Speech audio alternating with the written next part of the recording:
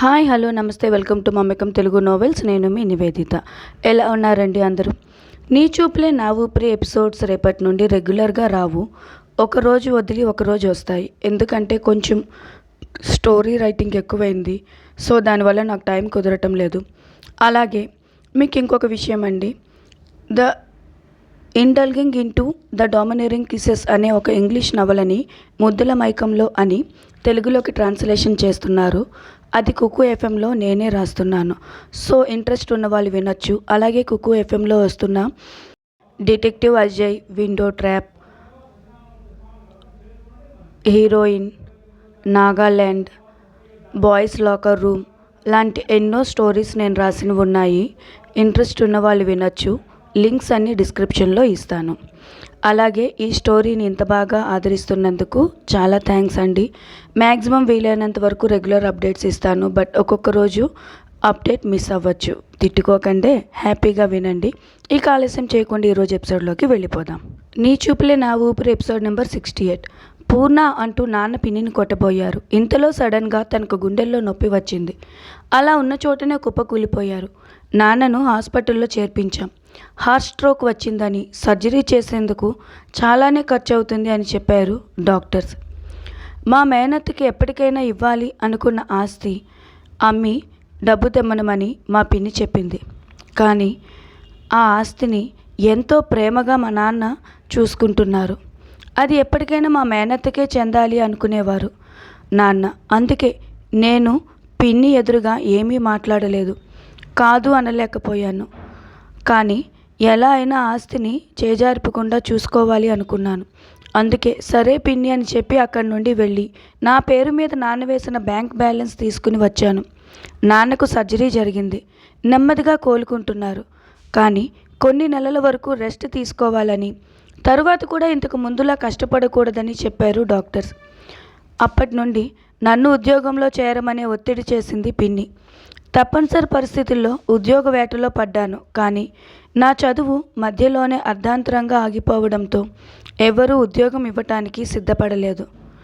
చివరకు ఇంట్లోనే పిల్లలకు క్లాసెస్ చెప్పడం మొదలుపెట్టాను. నేను క్లాసెస్ చెప్పే విధానం పిల్లలకు నచ్చటం, అలా అనుకోకుండా ఒకరోజు ఒక డాక్టర్ మేడం తన ఇద్దరు పిల్లలకు ట్యూషన్ చెప్పమని అడిగారు. ఆవిడ బాగా రిక్వెస్ట్ చేయడంతో తప్పనిసరి పరిస్థితుల్లో వాళ్ళ ఇంటికి వెళ్ళి హోమ్ ట్యూషన్స్ చెప్పడం మొదలుపెట్టాను. ఆవిడ నాకు డబ్బులు ఇచ్చి ట్యూషన్స్ చెప్పించుకుంటూ బతుకు తెరువు చూపించడం మాత్రమే కాదు, నా కథ మొత్తం తెలుసుకుని నాకు ఒక మార్గాన్ని కూడా చూపించారు. వర్షిని, నీలాంటి తెలివైన అమ్మాయి ఇలా అర్ధాంతరంగా చదువు ఆపకూడదు. నువ్వు మళ్ళీ ఎందుకు చదువు మొదలు పెట్టకూడదు? మేడం, మా ఫ్యామిలీ గురించి, ఫైనాన్షియల్ స్టేటస్ గురించి మీకు చెప్పాను. చదువుకునేందుకు నాకు ఆసక్తి ఉన్నా పరిస్థితులు అందుకు అనుకూలంగా లేవు. అదే తప్పు వర్షిని. పరిస్థితులు ఎవరికి అనుకూలంగా ఉండవు. మనమే వాటిని మనకు అనుకూలంగా మార్చుకోవాలి. నేను నీకు ఫీజు కడతాను. డిస్టెన్స్ మోడ్లో డిగ్రీ జాయిన్ అవ్వు. తెలివైన దానివి కాబట్టి ఒక్క సిట్టింగ్లోనే 3 సంవత్సరాల ఎగ్జామ్స్ రాసేందుకు అవకాశం ఉంటుంది. అలా అయితే నీకు ఇప్పటి వరకు కోల్పోయిన నీ విలువైన సమయం కూడా వృధా అయినట్టుగా ఉండదు. నీ డిగ్రీ పూర్తయితే ఏదైనా ఉద్యోగంలో చేరేందుకు కూడా నీకు అవకాశం వస్తుంది కదా అంటూ నచ్చ చెప్పారు. మేడం మాటలు నాకు కూడా చాలా ఆనందం కలిగించాయి. అందుకే ఆమె చెప్పినట్టుగానే డిస్టెన్స్ మోడ్లో సింగిల్ సిట్టింగ్లో నా డిగ్రీ పూర్తి చేశాను. పాపం, నా వల్ల చదువు మధ్యలోనే ఆగిపోయిన విద్య మళ్ళీ చదువు మొదలు పెట్టాలి అనుకుంటున్నట్లు నన్ను అడిగింది. అక్క, మరేం, నువ్వు ఎలాగో డిగ్రీ పూర్తి చేశావు, ఏదో ఒక ఉద్యోగంలో ఈరోజు రేపో చేరిపోతావు కదా, మరి నన్ను కూడా నువ్వు చదివిస్తావా? అదేంటి విద్య అలా అంటావు? నా వలన నీ చదువు మధ్యలో ఆగిపోకూడదు. ఖచ్చితంగా చదివిస్తాను. రేపే ఏదో ఒక డిగ్రీ కాలేజీలో అడ్మిషన్ తీసుకుందాం. నేను డిగ్రీ చేయాలనుకోవటం లేదక్క. హైదరాబాదులో ఇంజనీరింగ్ చదవాలి అనుకుంటున్నాను. ఏమంటున్నా విద్య, నువ్వు ఇంజనీరింగ్ చదువుతావా? అది కూడా హైదరాబాద్లోనా? అవునక్క, ప్లీజ్, నువ్వు చదివిన కాలేజీలోనే ఇంజనీరింగ్ చేరాలని నాకు చాలా ఆశగా ఉంది. వద్దు విద్య, ఆ ఒక్కటి తప్ప నువ్వు ఏం అడిగినా కాదన్ను. కానీ ఆ కాలేజ్కి ఆ ఊరికి దూరంగా ఉండటమే మంచిది. ఇక్కడే ఏదైనా ఇంజనీరింగ్ కాలేజీలో జాయిన్ అవ్వు అన్నాను నేను. లేదక్క, ప్లీజ్, పోనీ ఆ కాలేజీలో కాకపోయినా హైదరాబాద్లోనే జాయిన్ అవుతా. ప్లీజ్ అక్క, నాన్నని అమ్మని నువ్వే ఒప్పించాలి. మా ఫ్రెండ్స్ అంతా హైదరాబాద్లోనే ఉన్నారు. సో నేను కూడా అక్కడే ఏదో ఒక కాలేజీలో జాయిన్ అవుతాను అక్క, ప్లీజ్ అని అడిగింది రిక్వెస్టింగ్గా. పాపం విద్య అంత బాధగా రిక్వెస్ట్ చేస్తూ ఉంటే నేను కూడా కాదని లేకపోయాను. విద్య కోసమైనా ఒక మంచి ఉద్యోగం చూసుకోవాలి అనుకున్నాను. అందుకే ఉద్యోగ వేట మొదలుపెట్టాను. నాన్నని, పూర్ణ పిన్నిని ఒప్పించేందుకు కాస్త కష్టమే అయింది, కానీ మొత్తానికి ఒప్పించగలిగాను. సంవత్సరం మధ్యలో ఏ కాలేజీలో సీట్ దొరకపోవడంతో, విద్య నువ్వు చిన్నపిల్లవి కాదు, అర్థం చేసుకుంటావు అనుకుంటున్నాను. అమ్మతో నాన్నతో నేను మాట్లాడి ఒప్పించాను.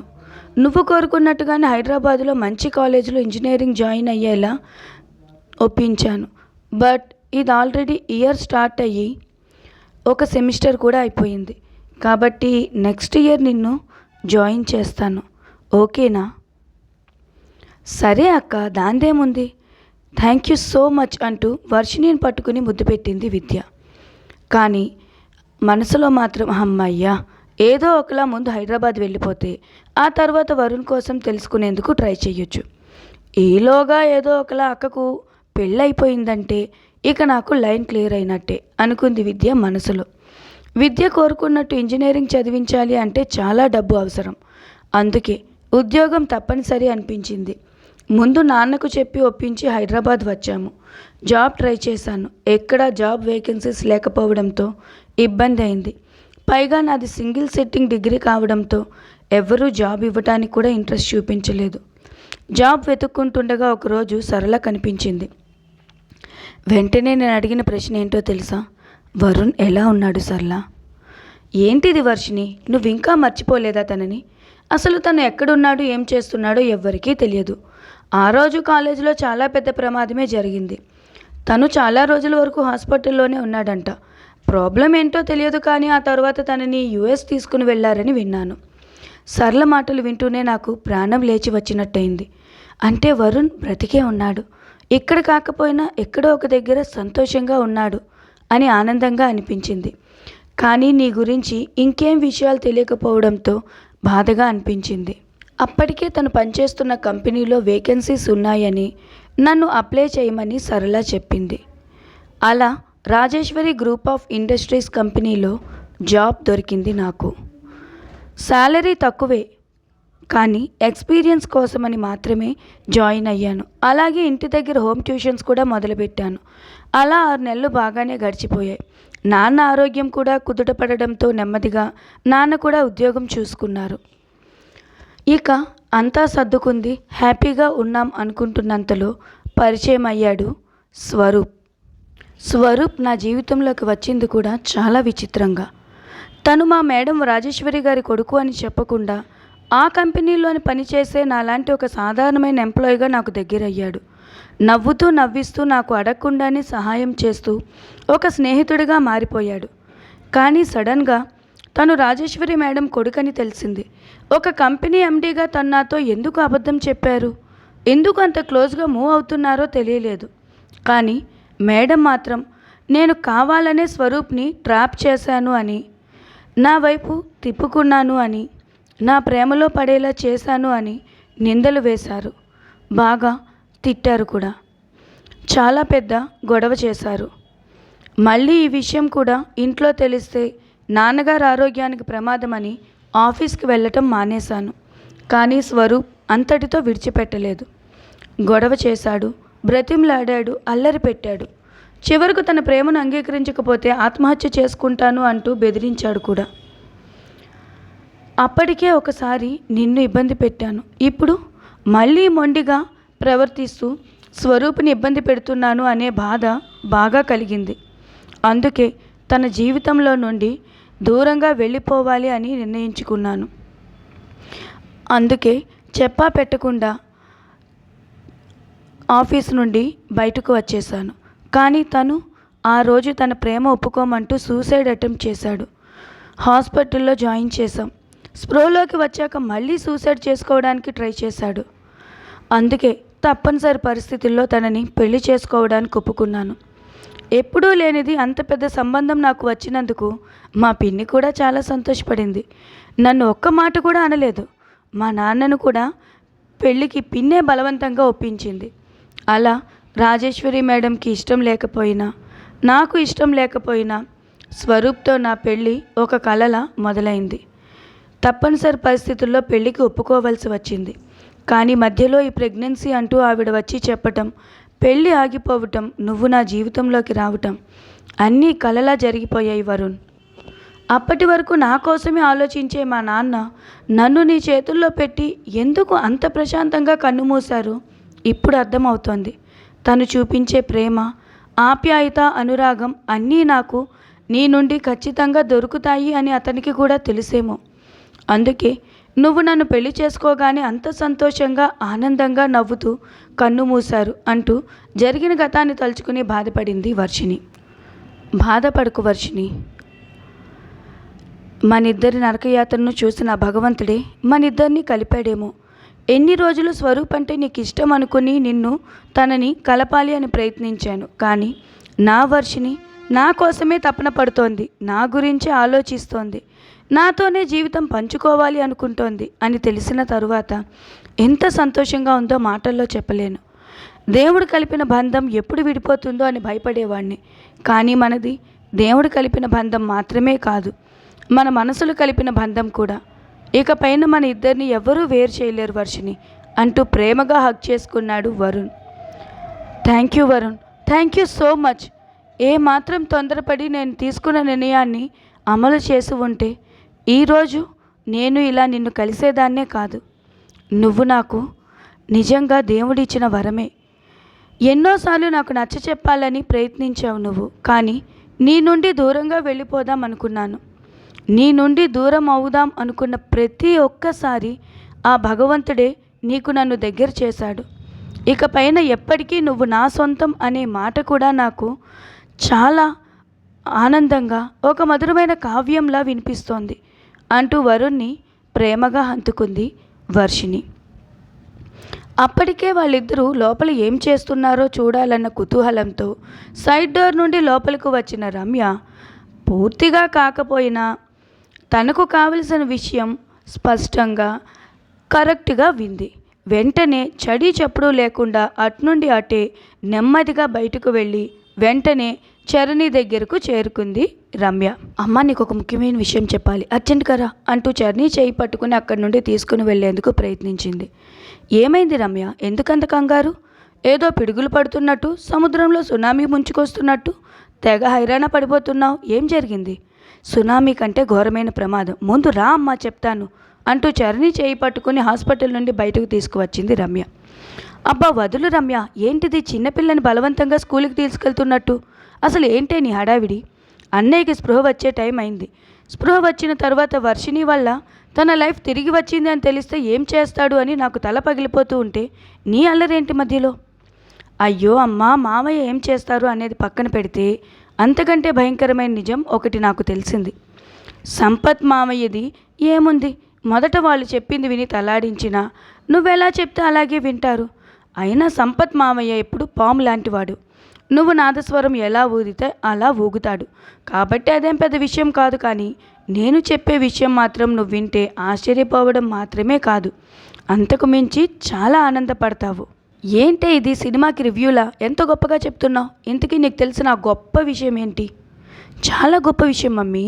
వర్షిణి బావ ఇద్దరు మామూలు ప్రేమికులు కాదు, భగ్న ప్రేమికులు. అబ్బో, ఇదేనా నీకు తెలిసిన గొప్ప విషయం? దీనికైనా ఏదో కొంపలు మునిగిపోతున్నా అంటూ నన్ను ఇంతవరకు ఈడ్చుకుని వచ్చావు.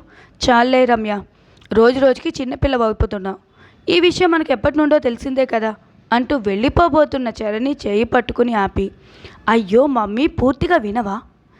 మనకు వర్షిణి బావ ఇద్దరు ప్రేమికులు అన్న విషయం మాత్రమే తెలుసు. కానీ ఈరోజు నాకు అంతకంటే గొప్ప విషయం తెలిసింది.